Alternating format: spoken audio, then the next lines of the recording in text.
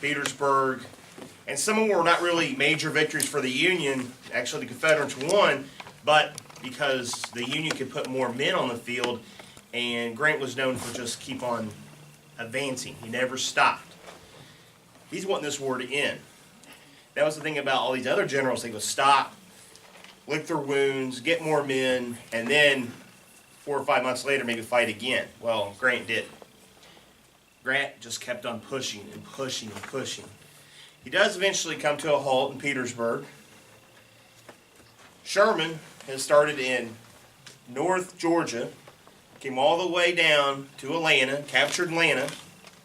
Now from Atlanta, he went to Savannah on the coast. He needed to get supplies. That was one reason he went there, but did fairly well. I mean, he had heavy resistance, but now they're winning on two fronts. The Confederates are losing their transportation by their railroad lines being destroyed. In Virginia, the Shenandoah Valley is being destroyed, and that's where a lot of the food was coming at for the army, the Confederate Army. So now we're starting to take the war to the south. The Union are. And they're destroying things as for the war effort. And they're trying to end this war quickly. Well, in 1864, Sherman comes to Savannah, and he's going to go north. He's going to go to South Carolina. Then he's going to go to North Carolina. And hopefully link up with Grant in Virginia. The Confederates are really running out of men. They can't replenish their stuff. They got equipment, but they just don't have enough to resupply of men and food. So they've got to figure a way to try to get the Confederates to advance to kind of slow it down for the Union.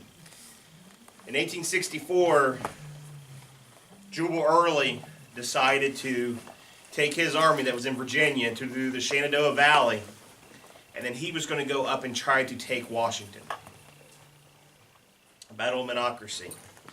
Does fairly well. The Confederates do well. No, the Union don't see them because they're using the mountains to hide.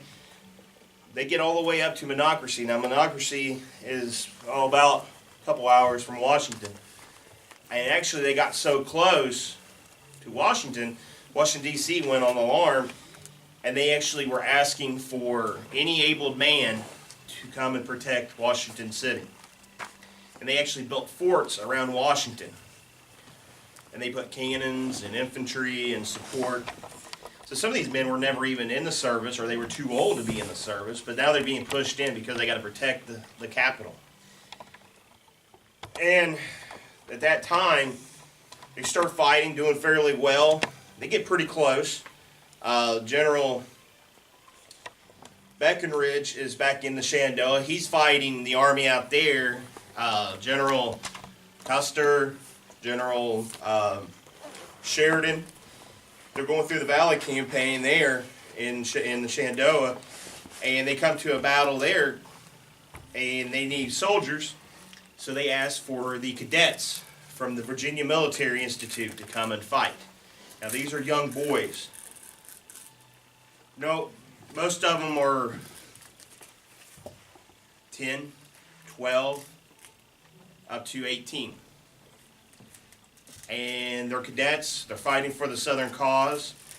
They leave Virginia Military Institute and march from Lexington, Virginia to Newmarket, Virginia, which is a couple hours drive. But in that time, just by marching, they did fairly well. They got there in less than 2 days. So these are small cadets with rifles, but they're called cadet rifles. They're cut down versions of the rifles the soldiers are using. John C. Breckinridge was the Confederate commander there. Now, remember, we heard his name. He was vice president at one time. He was the governor of Kentucky. He ran for the election in 1860. When the war broke out, he went to the Confederate side. So now he's in Virginia. And he sends his troops there at Cedar Creek and at Newmarket to fight. But he said, "There's no." He wrote. He said, "I cannot put the young gentlemen into fight to their death. I've seen war too much." So he tells the cadets of VMI. Now, VMI is where Jackson taught at too, which he's already deceased, but he's buried there at VMI. So he tells the cadets of VMI to be in the rear as reserves. Well, there was a mix-up. Commands. They move up with the Army. They move forward. They actually engaged and pushed the Federals back twice. Took casualties, but there was, if I remember right, there was 13 died and 18 wounded cadets. They held the ground. The Union fell back. They were surprised. Now they said, the Union's wondering, is it getting this bad? The cadets are fighting us now? It happened, but that was the only time that you'll really see that. Some of the other military schools said meant, but the VMI cadets were the ones who everybody will remember at Newmarket. If you go there today, at Metal Newmarket has a plaque with all the names on them, same as in Lexington, Virginia. The graduation class at VMI will march from Lexington, Virginia to Newmarket with period uniforms as the 1860s to honor those who have passed. It's really an interesting thing to see. I was there 4 years ago and got to watch them do that and do the ceremony. So they're fighting in Shenandoah, they're fighting in Virginia, around Richmond. Sherman's in Georgia, he's moving north. Drew Early's trying to hit Washington to take it over to kind of get the war to stop. Well, I mean, they got so close, the Secretary of War asked Abraham Lincoln, says, "President Lincoln, please get on the boat. We'll go up the Potomac, we'll get on the ocean, and we'll take you up north to New York." He said, "No, I refuse." He stayed there with his family. Now, he told his family to go. His wife left, not up the river, but she left a bit farther back in. But he wanted to see what was happening, what was going on. So he actually came out to one of the earthwork forts that was built around Washington with a Union officer, and he stands up and he's inspecting everything and surveying the battle, what's going on, and a Confederate sharpshooter hit the Union officer next to him. Just a little bit over, he could have hit Lincoln, probably killed him. He was the Confederate sharpshooter, they said, was a mile away with his rifle. He seen him, he could have hit him. But he didn't know who this, he thought it was just a politician. He couldn't tell it was Lincoln. But anyway, this officer gets hit, they grab Lincoln, pull him down. He's pretty mad about it, actually. He's like, "I do not want to be taken from there. I want this war, I want to fight now." I mean, he was really getting into it. But they calmed him down and he eventually walks off. Well, the Union had more men than the Confederates. Plus, you're being cut off of what supplies you do have. And Drew Early knew that, and that's the reason he withdrew back into Virginia, farther into Virginia to Cedar Creek, and then eventually winds up meeting around Richmond. So, pinned down in the war for a while was Grant. They win major battles. Some of them they didn't win, but like I said, they had more men, so they held the field. Confederates kept on falling back. On a Sunday, Jefferson Davis was in church in Richmond, Virginia, and he gets a letter that says, "You must vacate the Capitol. The Union are at the door. We can't hold them off." So he grabs his family and falls back and leaves Richmond. But they burn what they can't use. The soldiers fall back. Lee knew this. Lee was there. Lee was the war horse. He was the guy who had won in these major battles, but now he just cannot. They'll fight for him, they'll fight with him, but he just cannot keep on winning.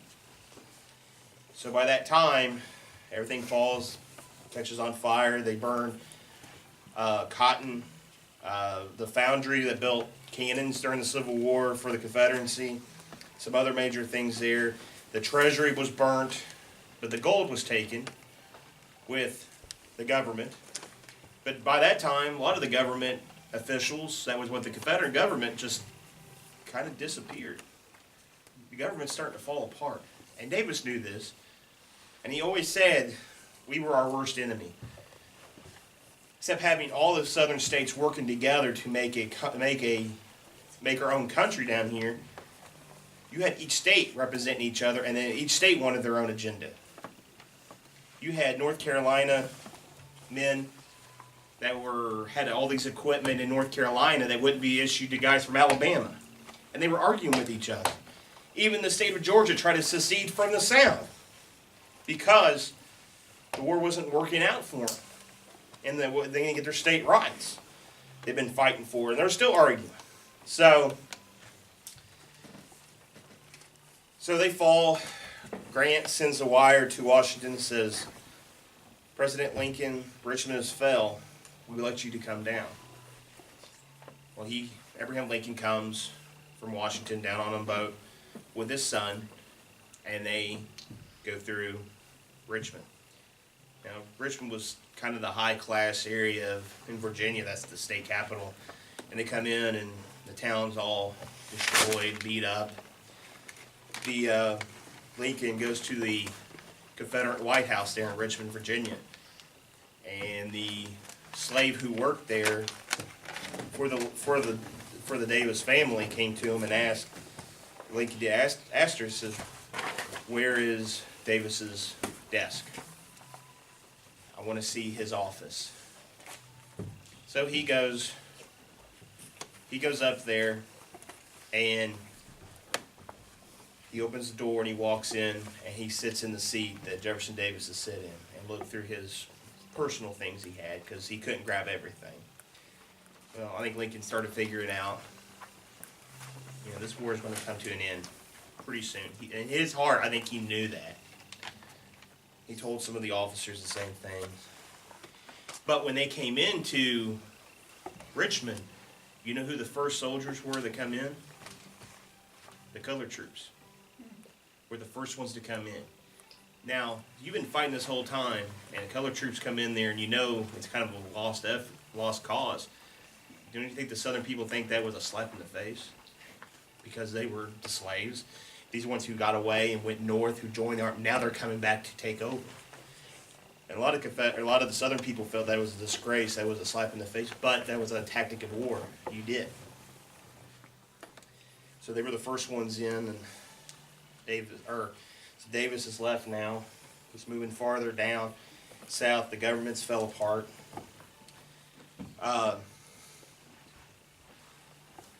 Sherman leaves Savannah, well equipped. He says, I'm going to go to South Carolina, where this war started.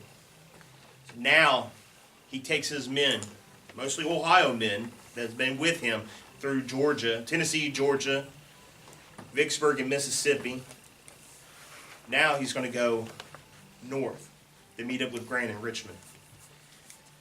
He goes up and he starts taking over the coastline of South Carolina. Charleston falls. That's the first shot. He could not hold his men back from destroying personal property in Charleston because they felt this war started here. We're gonna give them heck about it. And they wind up burning things and destroying things. And Sherman he didn't agree with a lot, but in war, sometimes you turn the other cheek and kind of look the other way, especially in that time period. And his men came through, and they were capturing soldiers. Slaves are following on now because they're the army. There was times where he had so many slaves that were leaving the plantations and from the homes, he couldn't feed them, couldn't take care of them. They were slowing him down. They would build pontoon bridges, they would cut them, where they couldn't follow him. There was actually some of the slaves tried to jump in the water to follow him, and a lot of them drowned because they couldn't swim. But that was war. He took it to them, to the south. He's destroyed their supply lines, their railroad.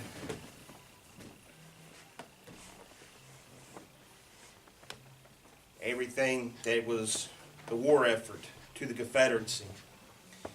So he goes up and he hits Florence, Charleston.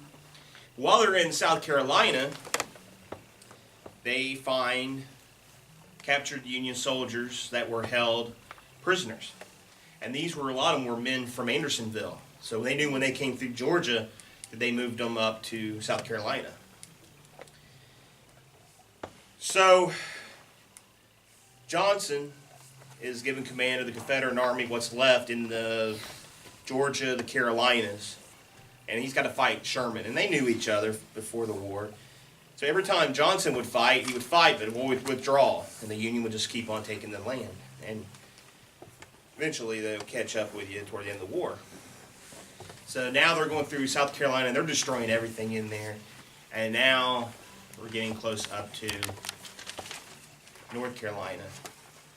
And North Carolina is one more state to Virginia. They get up there, and they've got they go to Wilmington. Then they go to a battlefield called Bentonville, North Carolina. And this is one battle that doesn't get talked about a lot.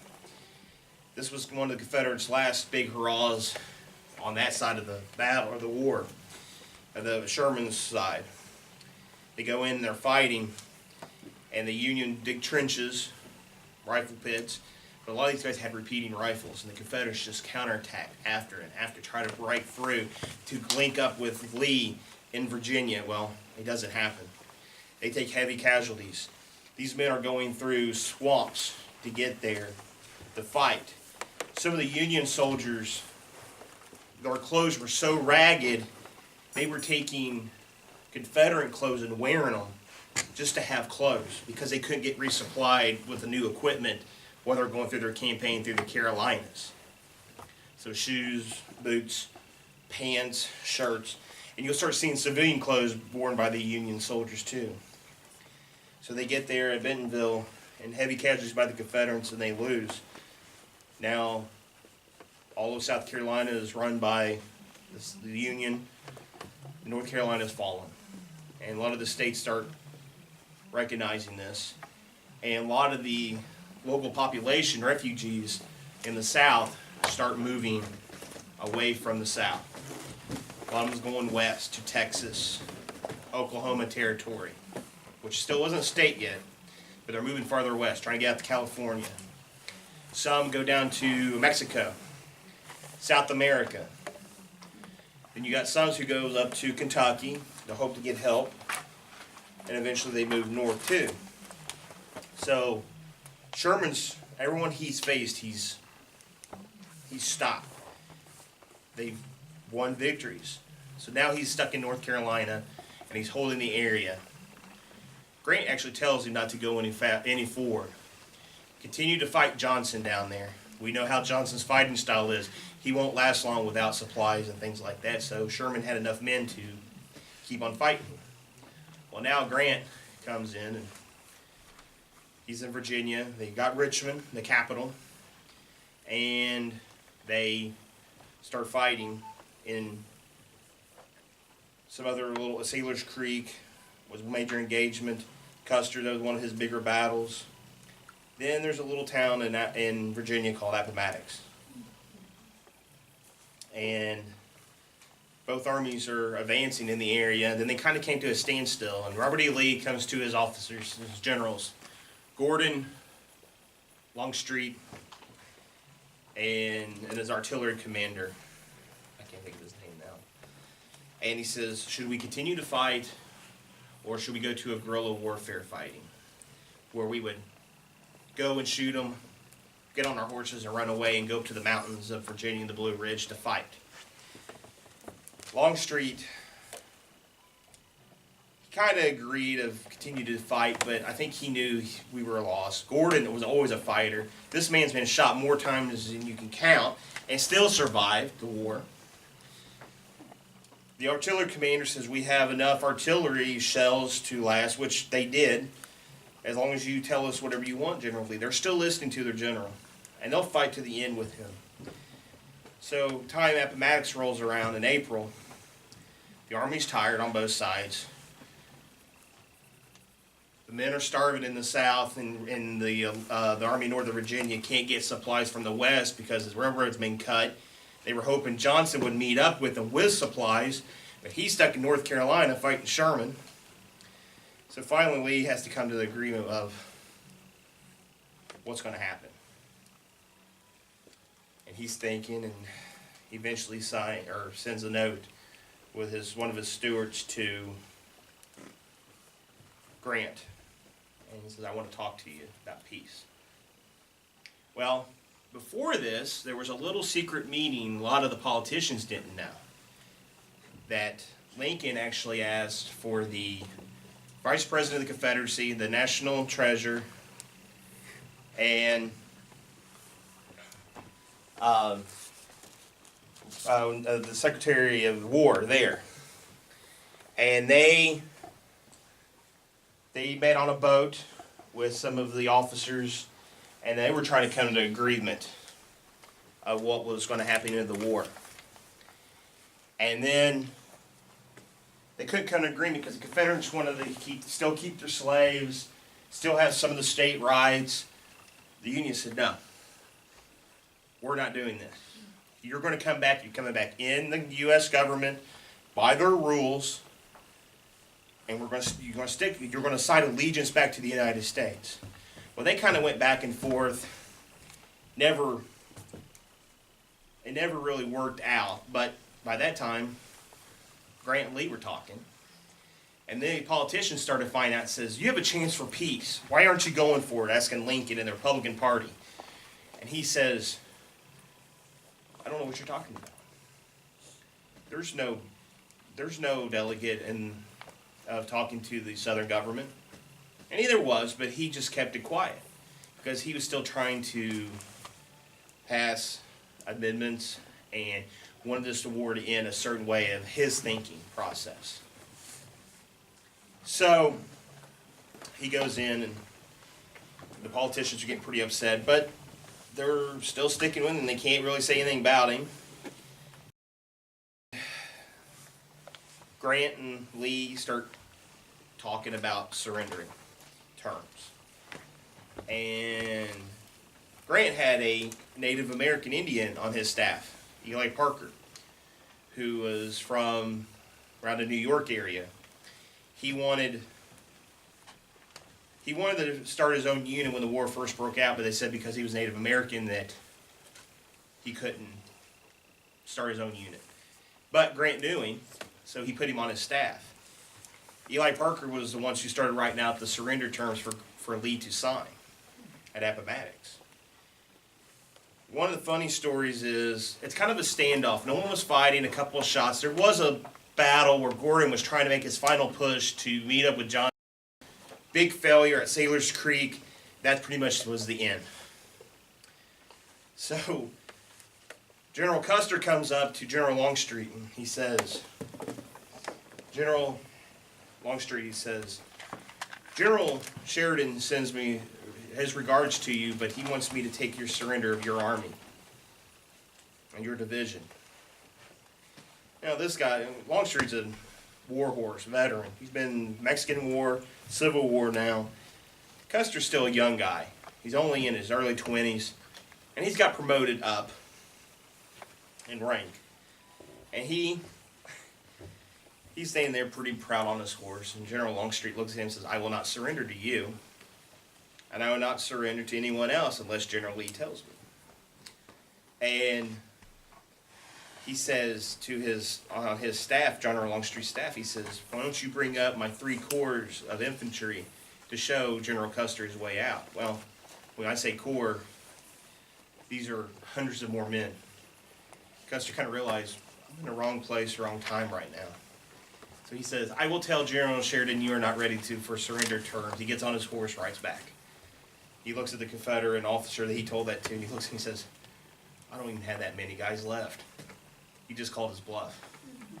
But that was, I ain't letting a young kid tell me what to do. This West Point graduate. Well, I'm a West Point graduate too. So Lee comes up to the surrender, and Grant and they meet. Grant's in his sack coat, all dirty, not all fancy like a general should be. But that's how he was. He was always kind of out with the men, getting dirty and things. And Lee dressed in his finest uniform with his encrusted sword with rubies and things like that. His presentation sword. And they meet at Appomattox. So, the gentleman who lived at the Appomattox home, McLean, he had a home in Virginia at the beginning of the war called Manassas. So he lived in Manassas when the war started in Virginia, first major battle, and now he is in Appomattox, moved his family, and now it's a surrender. So it just goes all the way around. So he invites them to come there to his house. His house is a very interesting house when you go to it. I went there this year.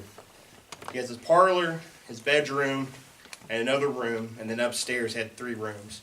But it looks so big from the outside, but when you get inside, it's all small. And that was just the way the architect, how you built things back then. Of course, you didn't have your kitchen built onto the house back then because you didn't want it to catch on fire, so the kitchen was on the outside in a separate building. And it stands up high on stilts, the building does, so it's pretty high. So they go in there and start talking.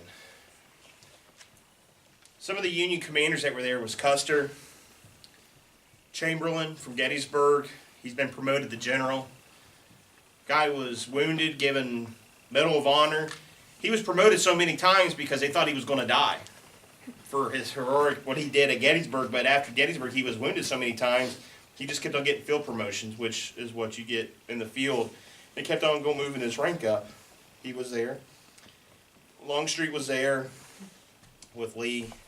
They come to an agreement of what we're going to do. They're going to sign allegiance back. The war will stop.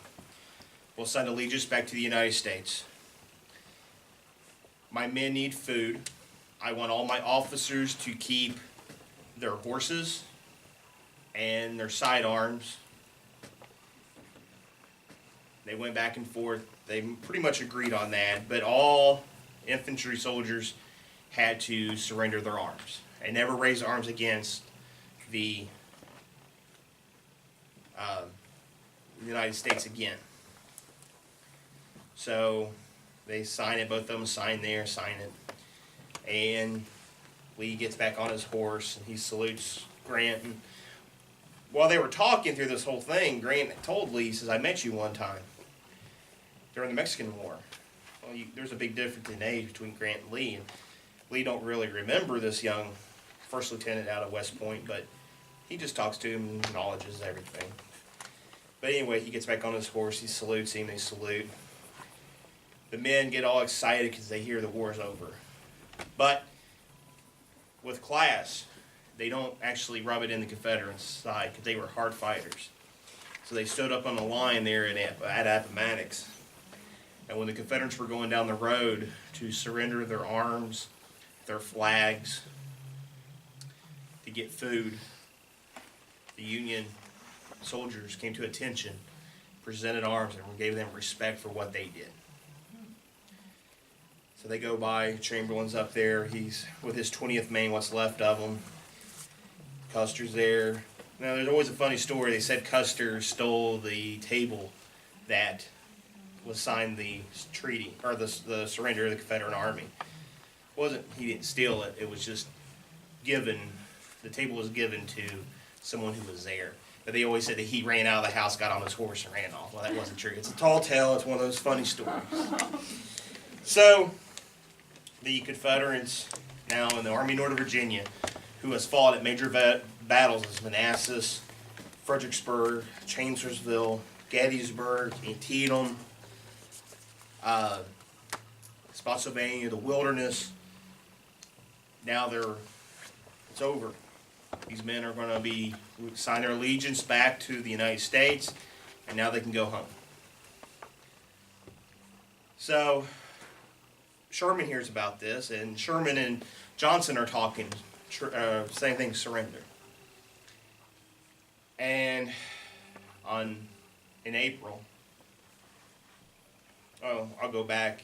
in April before the surrender, Davis was caught in March of 1865 in Georgia because he fled Richmond. He finally was caught. They sent him to Fort Monroe, it's in Virginia, kept him in a cell with hardly any lighting, and they put an American flag in his cell for him to look at every single day. And he was brought up on trial of treason to the government. Forgot to add that. But now we're going back. Johnson's and Sherman's are trying to agree on a war effort, or the end of the war on their side. In April of 1865, Abraham Lincoln goes to the theater to see our American cousins. And he's up in the, he wanted Grant to come with him. And Grant said, no, we're going to New York to see our family, him and his wife. Mrs. Grant didn't really care for Mrs. Lincoln. But they actually got another officer to go with them, and they went up to the box to watch the play. And John Wilkes Booth, the actor, who was pretty famous at that time, just for being an actor. His family was noticed. They were known for being actors on the stage. And everybody knew him, and they seen him come in. They're like, well, he's just coming in to see the play. They don't think anything of it. He's drinking heavily. And he opens the door, gets behind Lincoln with a pistol very similar to this, right in the back of the head, his neck and his head, and shoots him with a pistol like this. Derringer. It's only good for up close personal. Shoots him. Ball lodges in his neck. Screaming starts, hollering. No one, everybody don't know really what's going on. Mrs. Lincoln's screaming, says the president's been shot. He fights with the officer that's up there with the Lincolns. He hits him, knocks him down. He jumps off, Booth does, gets his spur caught in the flag that's draped, breaks his ankle, or breaks his leg, says his famous words that's on the flag of Virginia, and rides off. Well, by that time, they were conspirating, not just John Wilkes Booth, but other people to kill other important people in the government. The Vice President, the Secretary of War. And they were all supposed to come together at those certain times and kill him. Well, his was the only one that worked. Johnson was put up. He had a medical condition. The guy's pistol malfunctioned. He tried to stab him, but every time he stabbed him, he had these big metal braces on because he hurt his neck. And he kept on hitting that. And he had so much plaster on his chest from where he was wrapped up from his injury because he fell off a horse, actually. And he kept on stabbing, but it never went through. They killed his servant that was there, barely wounded his son that was there. The Secretary of War, Stanton, was supposed to have been, or they went to his house, but the guy who was supposed to kill him, he got drunk, got scared, got cold feet. So Booth is the only one that does it. He meets up to the rally point. He gets across the river into Virginia. They bring Abraham Lincoln from Ford's Theater across the street to the house across the street. And the town goes into martial law. Martial law is when you shut everything out. No one comes in, no one comes out without military purpose.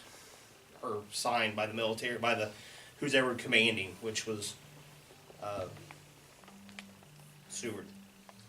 And they're fighting, and they're trying to find out what's going on. They even arrested the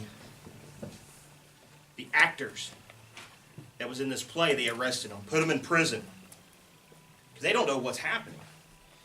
But eventually, they start figuring out things. And Mary Surratt, she owned a boarding house. She's a Southerner. Her son is supposed to be allegedly friends with John Wilkes Booth. They go there, they start finding things. They throw her in jail. They can't find Surratt. We don't know what happened to him. He eventually leaves Washington, goes up through New York, gets into Canada, and hides up there. And the whole time now, the Union, what's left, cavalry, they all go down and they're trying to find the man who shot President Lincoln. And they chase him. Dr. Mudd sets Booth's leg. He actually gets arrested for helping him, but he didn't know what was going on. They finally catch up with Booth in the barn, which we talked about, Mr. Boston shooting him. The guy who was with Booth, he surrendered, but Booth was not going to take it. He said, I'm done, and whatever's going to happen is going to happen. He winds up getting shot in the back, and his spine paralyzes him. And then they wind up dragging him out. He dies. So now you got all these conspirators who are in jail now. They finally release all the actors, so they realize they had nothing to do with it. This is the only time in American history that we had a military tribunal judging system that fights, or who's going to pretty much, is it yay or nay? Are they going to die? Or are they going to go to prison?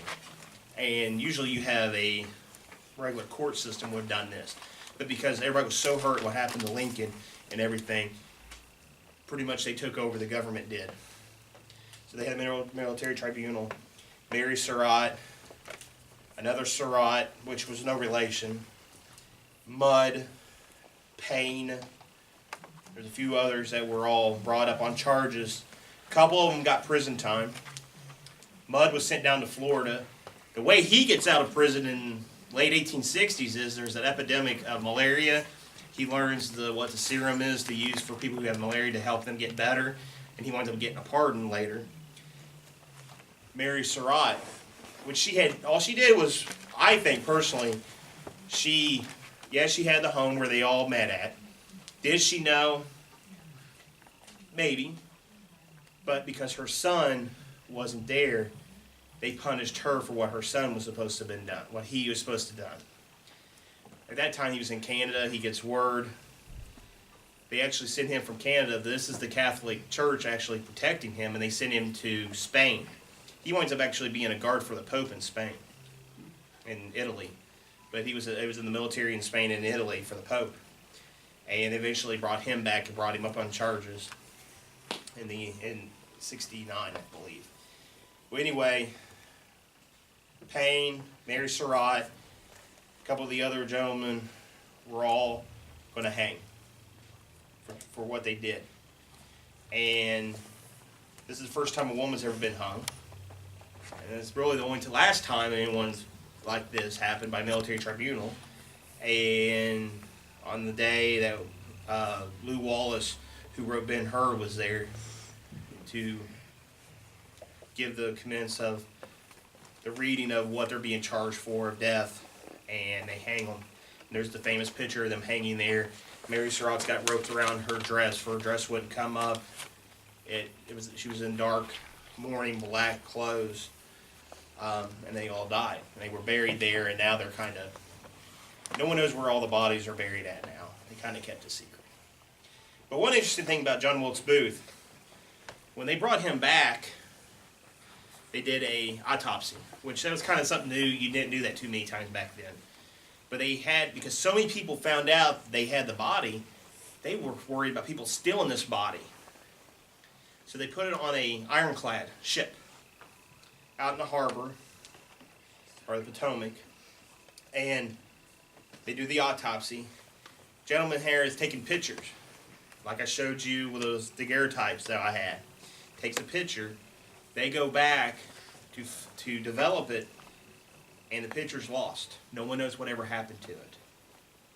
I believe one of these days it's just going to pop up somewhere and somebody has it. But they did the autopsy. They want to make sure. And there's always a story that the guy who they supposedly killed was not John Wilkes Booth. They always said there was a story where he was supposed to be living in Texas up to the 1880s.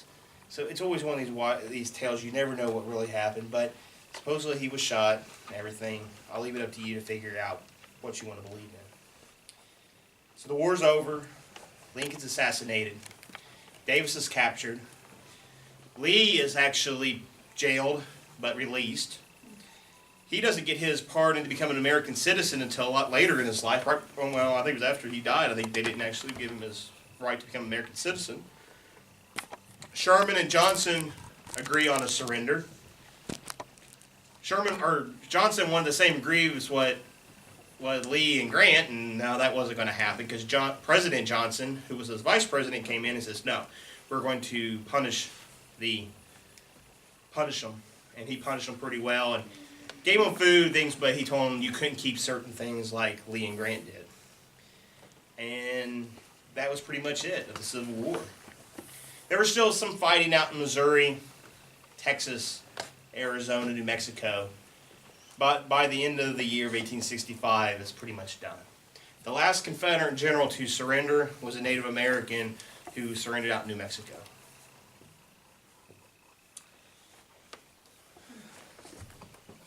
All right. Anybody have any questions? You said that Booth's famous lines were on the Virginia flag. Is that still on there? Yes. It is? Yes. If you look at the Virginia flag, look at the bottom. It's in Latin. Yes. If you read that and then translate, that's what his famous last saying was. So the lines from a man that killed a U.S. president is still on a state flag. Because he was from Virginia. See, he was already there. It was already on the flag. Oh, But well, because he just quoted flag. Yeah. what said on the flag. Because he was a Virginian and proud because he didn't want the war to And end. that still stands on that flag. Yep. then. What's an autopsy? Autopsy is when they bring a body in and they open it up to make sure the reason he's dead, like if he was shot or did he die of natural causes or have a heart attack or something like that. So that's when they take him into the morgue and open him up to do the autopsy. Well, when Grant and Lee had already decided on the surrender terms, how come the other generals weren't going by what had already happened there? Why were they all having to? Well, the communication. Okay. You couldn't They didn't find really out. know. They didn't know. Sherman found out like 3 days later after it happened. Now Lincoln's oldest son was actually on staff with Grant, so he knew about it, and they sent word to Sherman, but it took him 3 days. I don't think the guys out in Mississippi, Missouri, heard about this. That was in April. I don't think they heard about it till June or July. So it just was because you had no telephones and the wire system of telegraphing it wasn't as good. So they just didn't have the info and then they finally figured it out. But that's why you always see these really bad movies of Confederates going west because they didn't know the war was over with.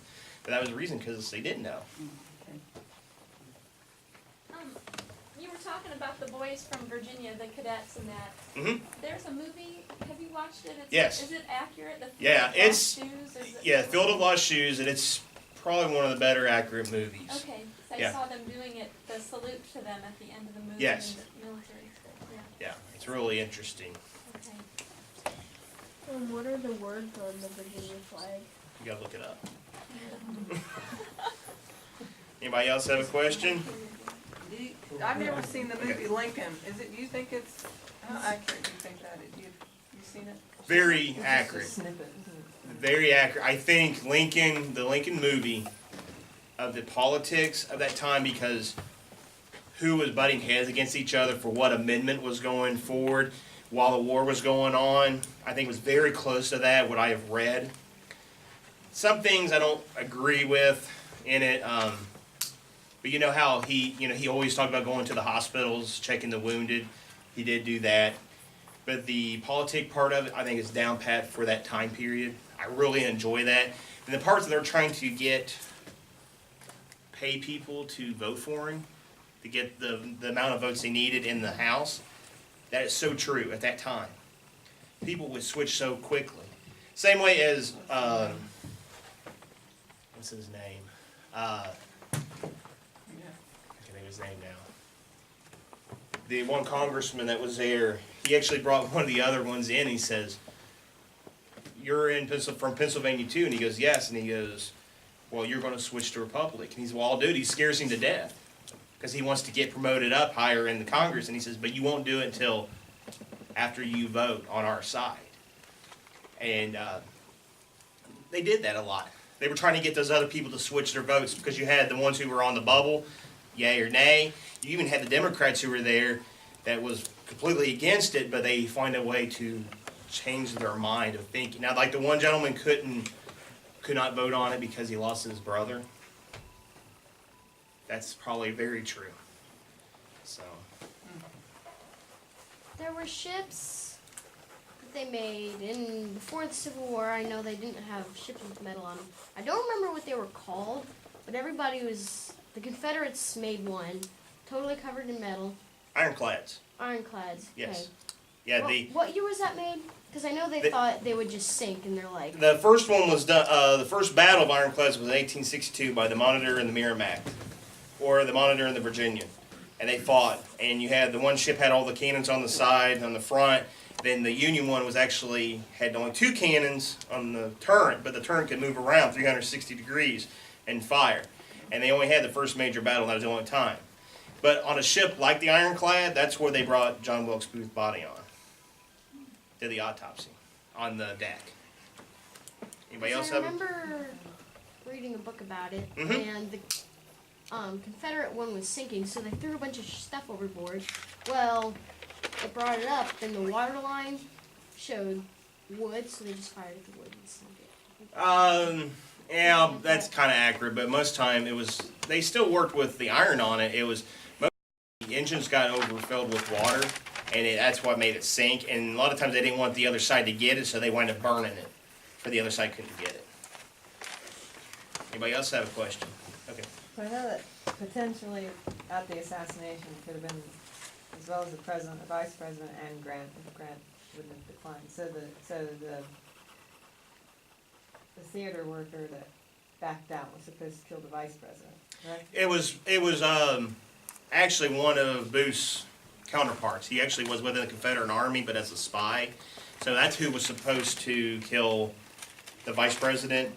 Another gentleman who was in there, Surratt, and another gentleman were supposed to kill the Secretary of War. So they all had their own people who was, and they were all kind of not friends, but they were all against the war. They were against the Union winning, so they were kind of more pro-Southerner. And they get punished for that later. For that. You have a question? Who was the last Confederate general to surrender? That was Indian? Yeah. You have to look it up. Any other questions? Okay.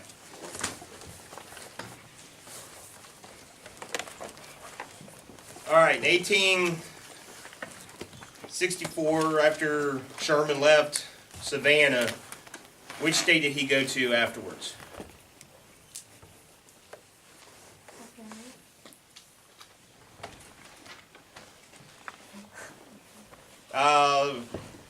After Petersburg, the Confederates, after the loss of the Confederates lost at Petersburg, what Confederate capital fell?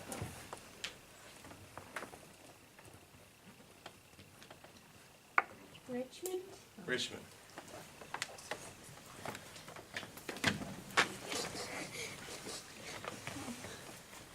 Who was the gentleman on Grant's staff that wrote the surrender terms for Lee to surrender?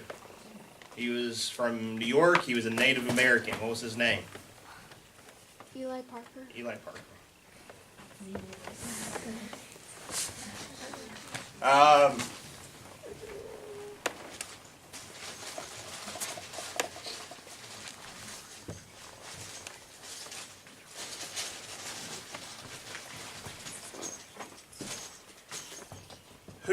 What was the name of the female that was hung as one of the conspirators for killing Lincoln? Mary Surratt. Mary Surratt. Thank you. Mm-hmm. And the last one. Let me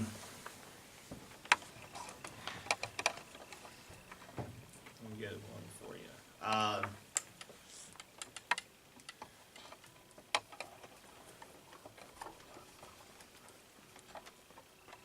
This is a true or false question. Did Lincoln have the Confederates on a ship trying to come up with terms for surrender? Yes or no? Can you restate the question? Okay.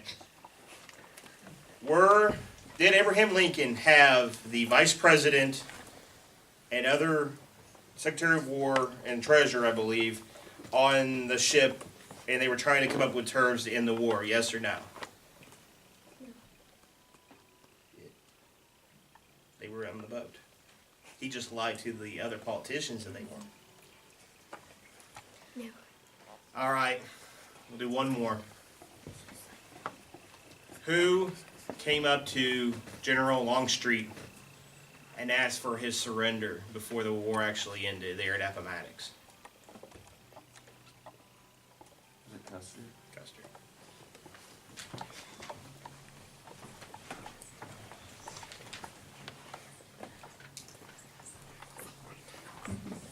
All right.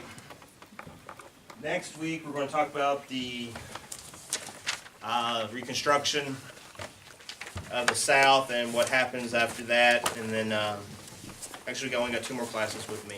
So, one thing I want to show is this is a reproduction of New York Herald talking about the assassination of Abraham Lincoln.